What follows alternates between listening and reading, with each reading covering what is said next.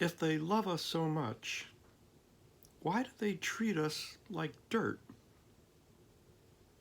I'm referring to all the people with real power in our society. I mean, have you ever noticed that all the politicians, and I mean the Republicans as well as the Democratic Party politicians, they're all in favor of making our lives better and better and better. They want us to have good jobs with good pay and benefits, full employment. They say so, so, that's how I know that's what they want, right?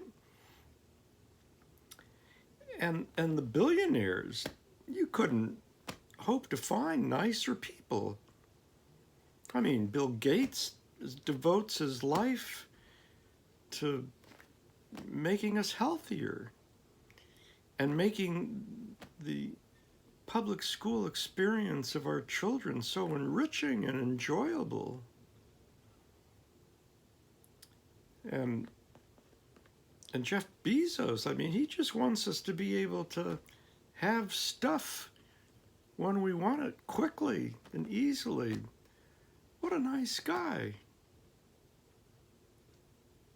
Warren Buffett, he's such a friendly, grandfatherly type. He loves all of us, I'm sure.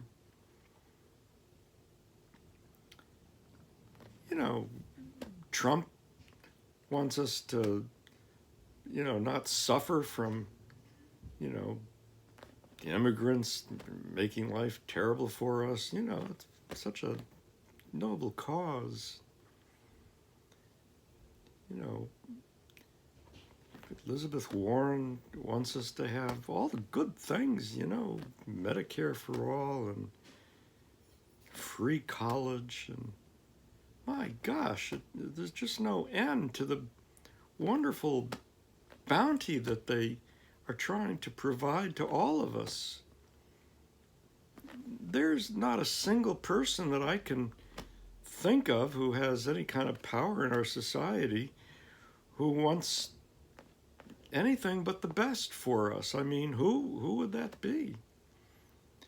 The corporations are all trying to make us feel good and provide us with all the things that we need to be healthier and to look better and, to have the thrill of owning a fancy car if we want. I mean, everybody is working to make our lives wonderful.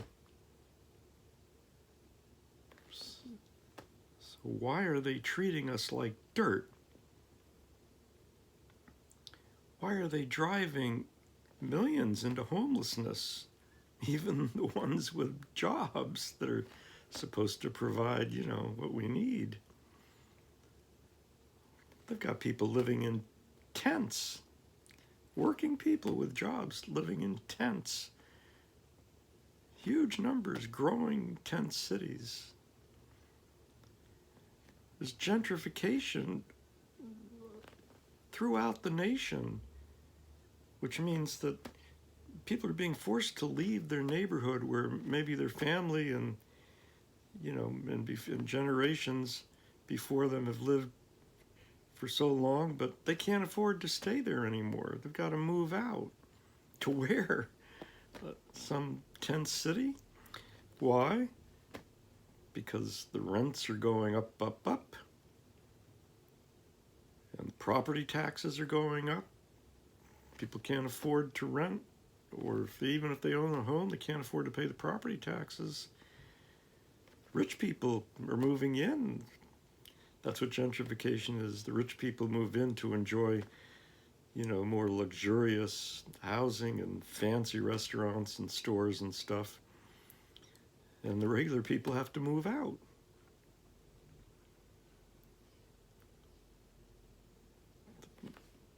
They treat us like dirt. Retail workers, thousands and thousands and thousands of retail workers now are on standby. They're not even given regular hours that they can plan around, like arrange to have a babysitter so that, they can go to work and have someone take care of their children. No, they're on standby. They're told, you got to be ready to come to work when we call you, and we'll call you whenever we feel like it. And if we don't call you, we don't call you. Too bad. And as soon as we call you, you've got to scoot on over to work. If you can't get a babysitter, tough. And then they tell us these ridiculous lies to make us support these horrible mass murdering wars, to get people to enlist thinking that maybe they're fighting terrorists or something, and then they come home committing suicide in huge numbers with PTSD, and because they're being forced to kill or be killed. To kill innocent people, which they find out when they get there. Well, that's a form of being treated like dirt. Yeah, but they're all trying to just make the world more wonderful and wonderful for us, right? What is going on? What explains this paradox? Well, I think we all know they're lying. The politicians, the billionaires, corporate heads, they're our enemy. They treat us like dirt to keep us down, to keep us in our place at the bottom of a very unequal society. They're our enemy. And we need to start figuring out how to defeat them. We have to stop feeling hopeless, because the hopelessness is not really warranted, as my other video called "We Can Remove the Rich from Power Despite the 82nd Airborne Division" talks about. And we've got to start thinking about winning what we need to win, which is removing these people from power, instead of thinking that, well, let's just aim for some little reform, or even for a big reform. Because what happens even if we succeed in getting these reforms, what happens? The rich are still in power. They take the reform away.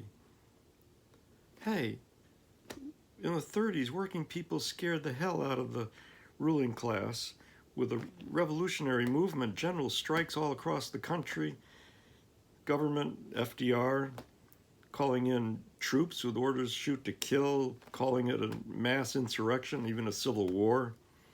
They were very scared, so they implemented the New Deal.